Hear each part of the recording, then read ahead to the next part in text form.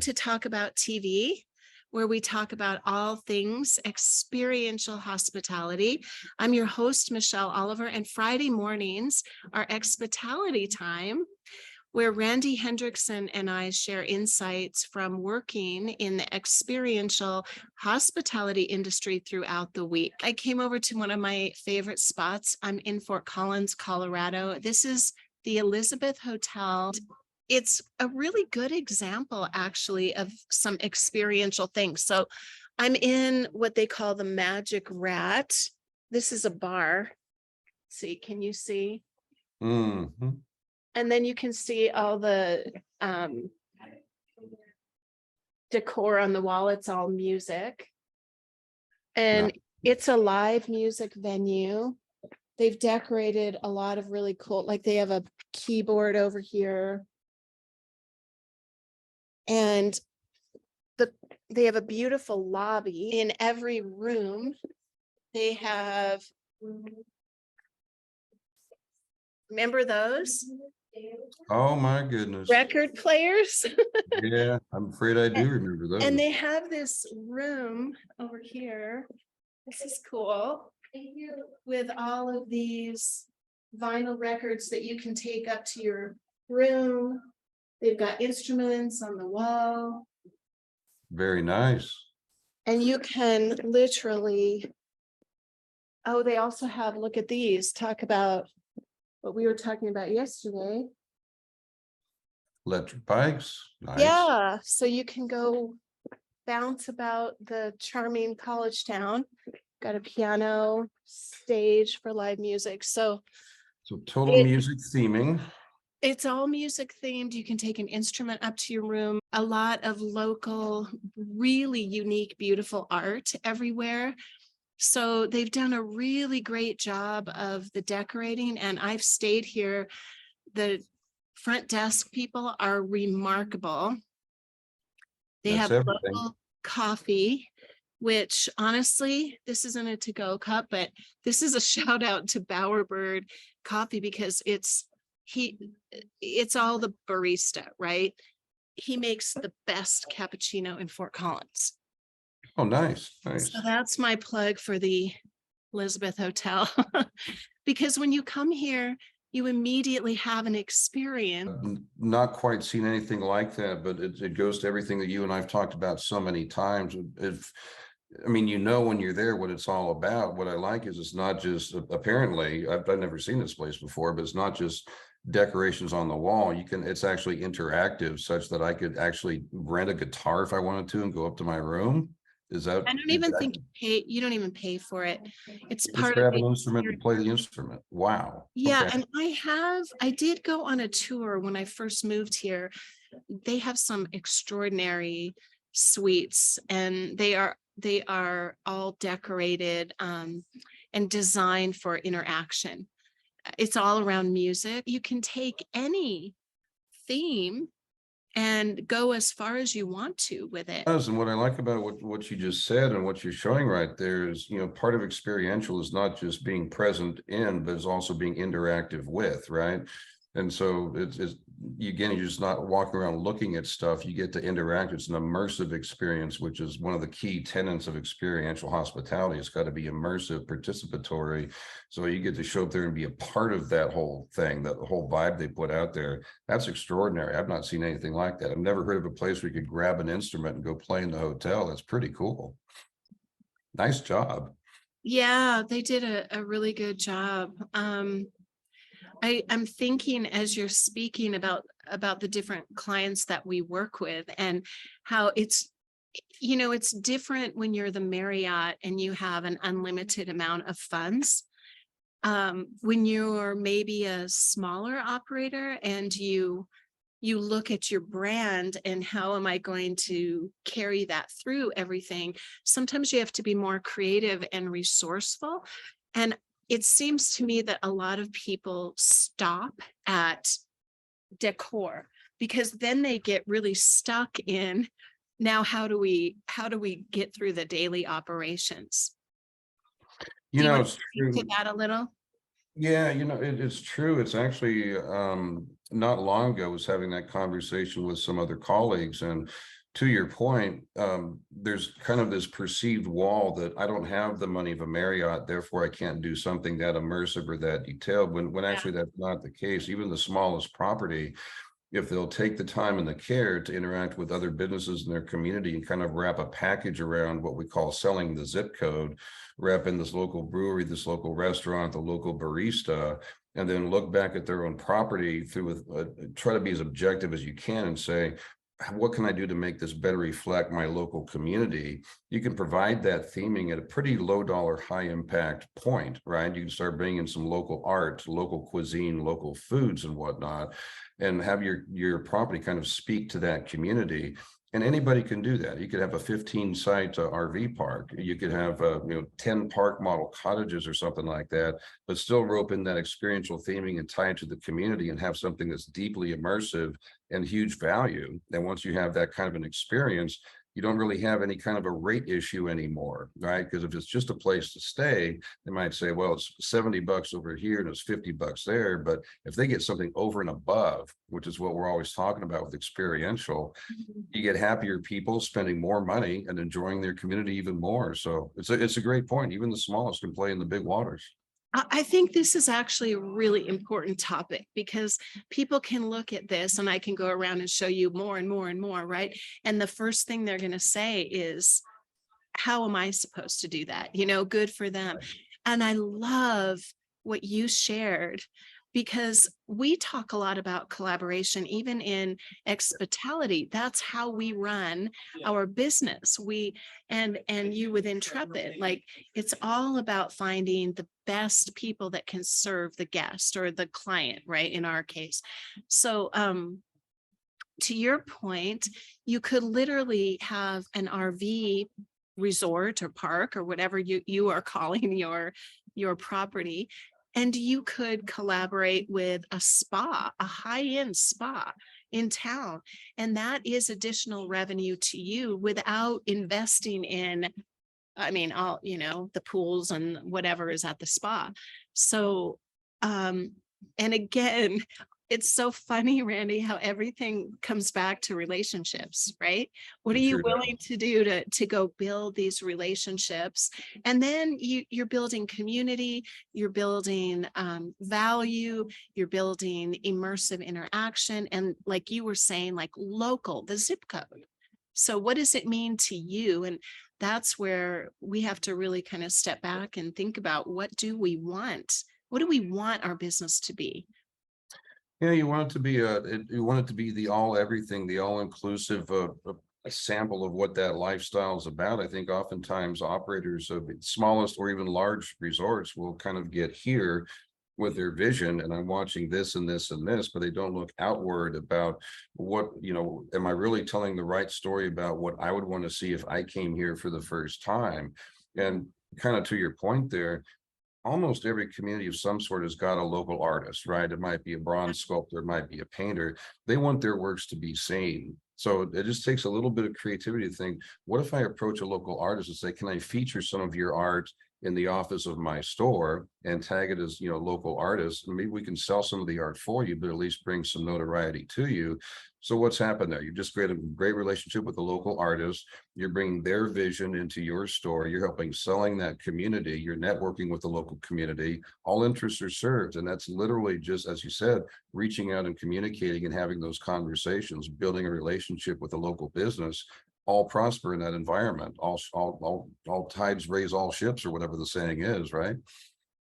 It's so simple, and it reminds me of how you talk about building your illustrious career from knowing like 20 people on LinkedIn because you Yeah. built deep relationships.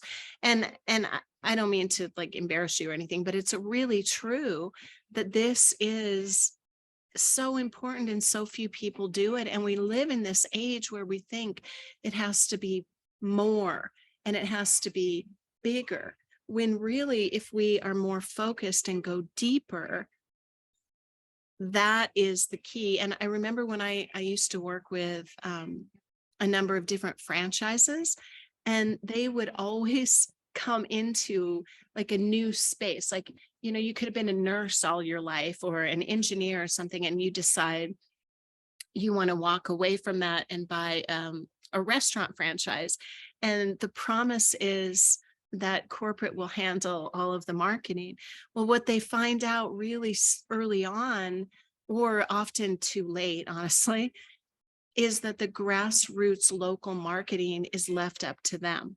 Right. And that's how they're really going to build, because not everybody's going to go to a whatever, unless it's like a Chick-fil-A or something, you know, just because you build it, they're not necessarily going to come. They want to know who you are.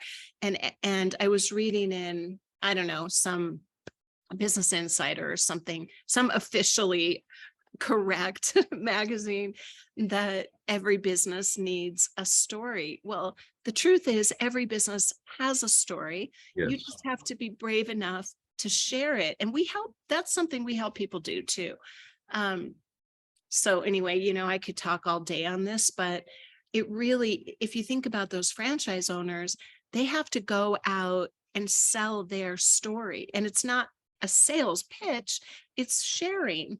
It's communicating. Sales and marketing is communication.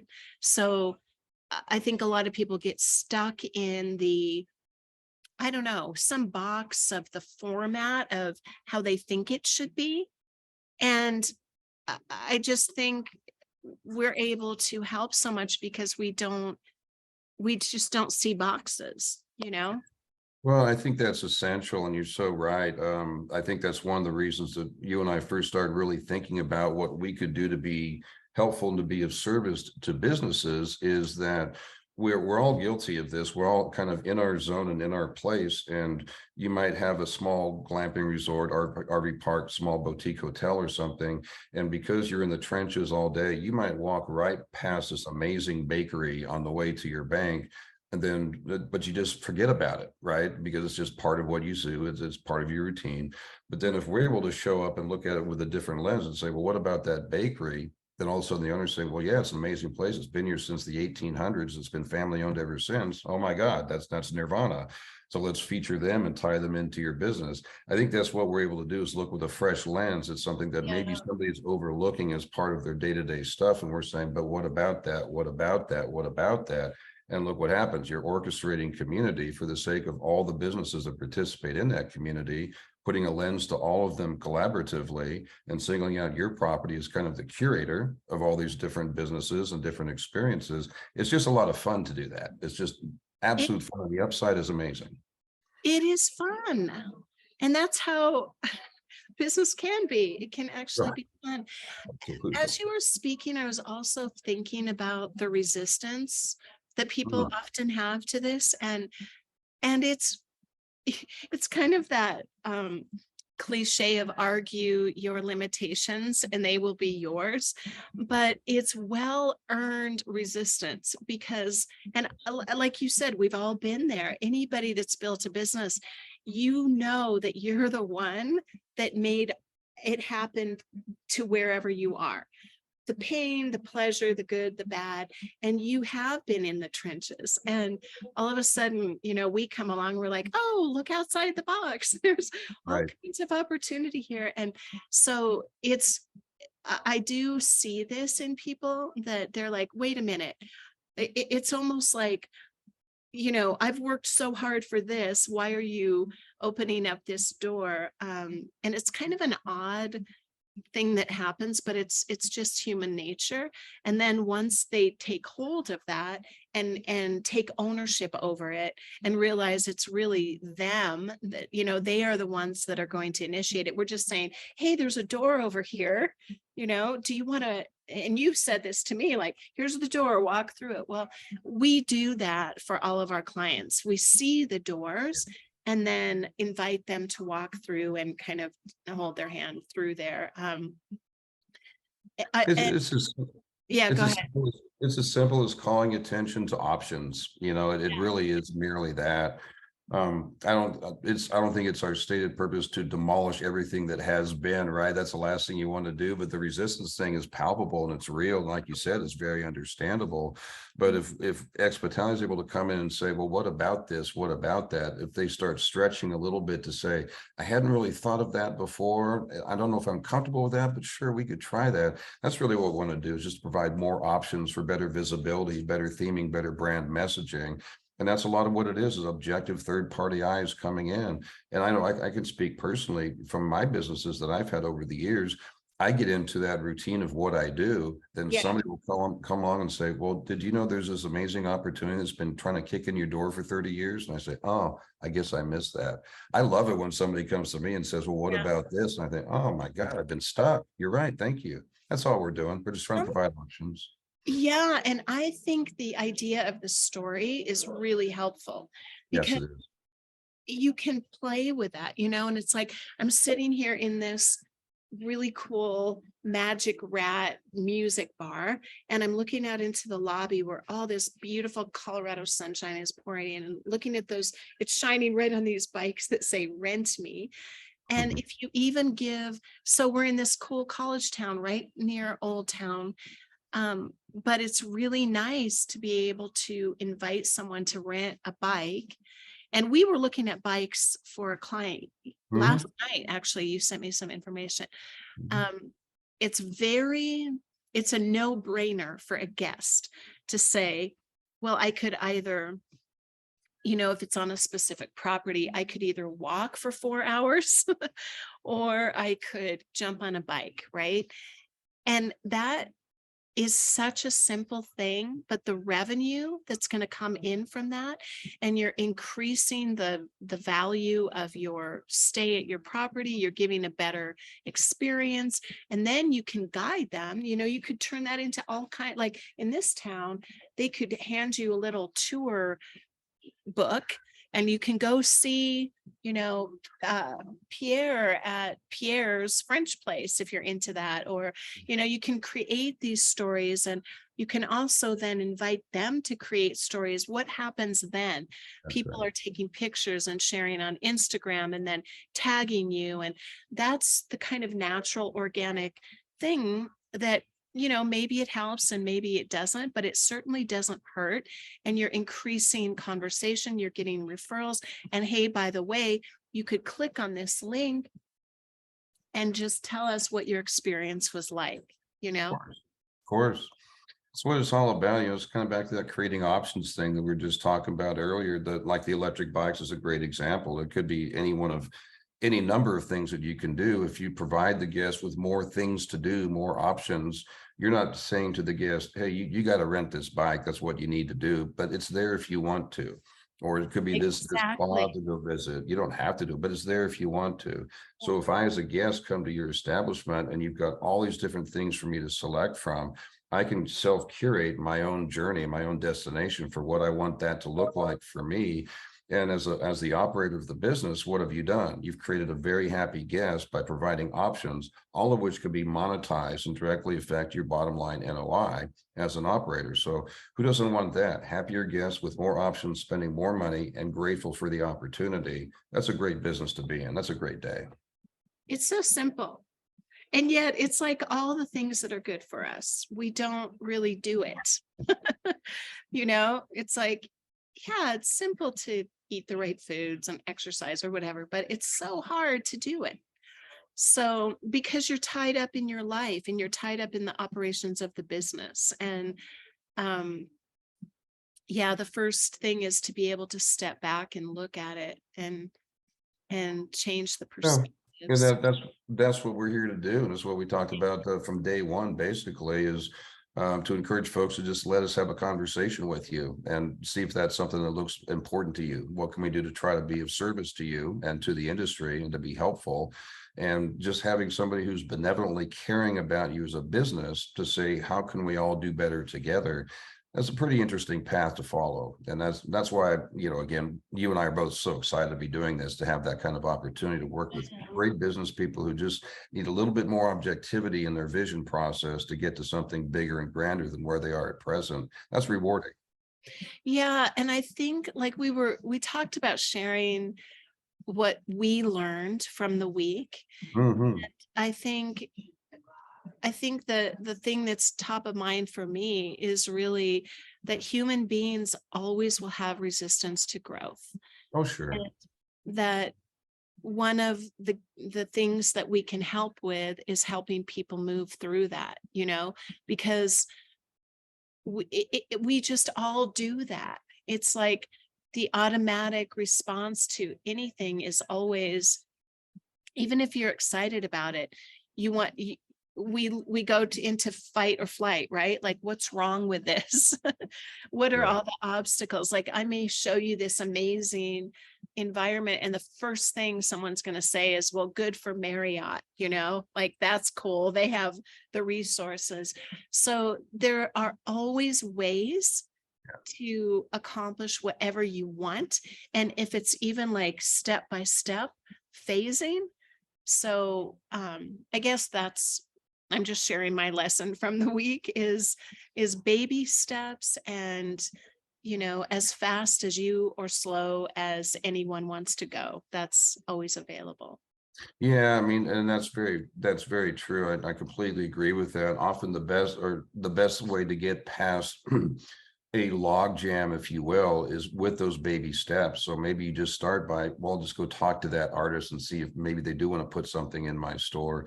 Take a little step and just monitor that, then build on that. It's like any growth strategy for a business plan.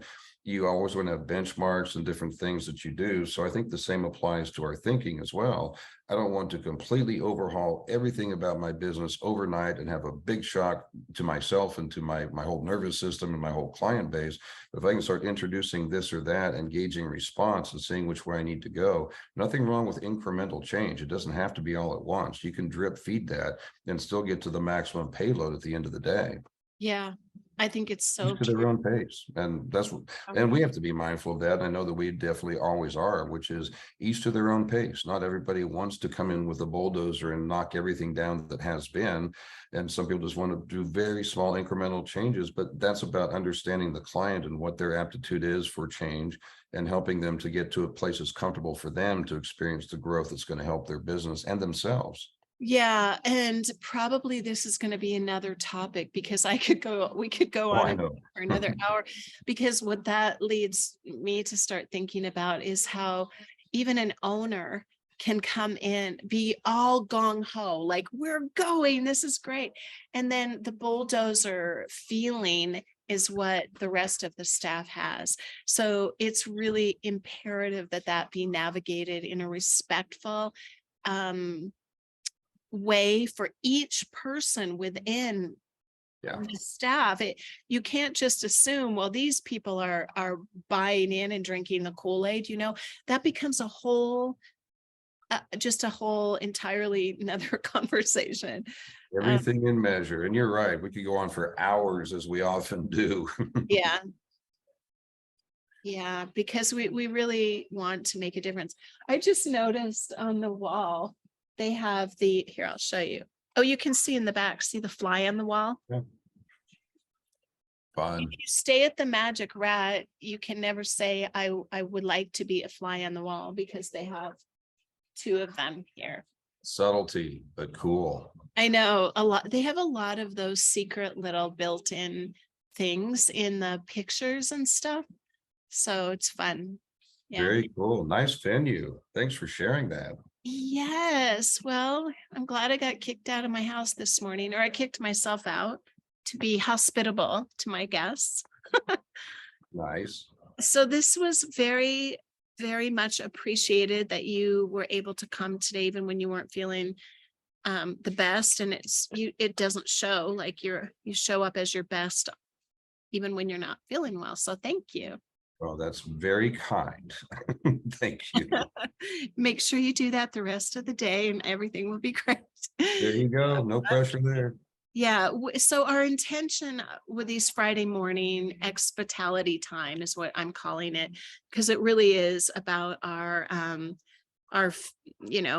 I was going to say our field trips. That's kind of what it is, working out in real life in experiential hospitality. If we can provide insight, or value to anyone that is interested in these topics. And we welcome questions, feedback, any of that. We're just here truly to serve and to learn more ourselves. And that's what this is all about. So we welcome anybody to share their input, and thank you for watching. Until next Friday, Till next Friday. adieu. I do.